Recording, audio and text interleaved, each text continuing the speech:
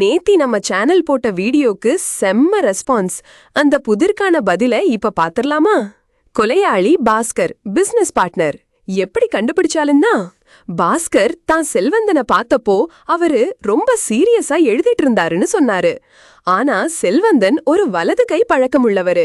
சாதாரணமா ஒருத்தர் வலது கையால எழுதும்போது பேனா மூடிய ஒன்னு டேபிள் மேல வைப்பாங்க, இல்லனா பேனாவுக்கு பின்னால சொருகி வைப்பாங்க. யாரும் எழுதிட்டு இருக்கும்போது பேனா மூடிய அவங்களோட இன்னொரு கையில, இடது கையில இறுக்கமா புடிச்சிட்டு இருக்க மாட்டாங்க. செல்வந்தனோட இடது கையில பேனா மூடி இருந்தது அவரு சாகர நேரத்துல எழுதிட்டு இல்லங்கறத தெளிவா காட்டுச்சு.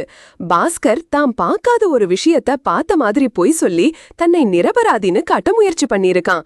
அந்த பொய் தான் அவனை காட்டி கொடுத்துருச்சு. அவ செல்வந்தனை கொன்னுட்டு அவரு ஏதோ எழுதிட்டு இருந்த மாதிரி ஒரு சீனை கிரியேட் பண்ண பார்த்திருக்கான். ஆனா அந்த சின்ன தப்பு அவனை வசமா சிக்க வச்சிருச்சு.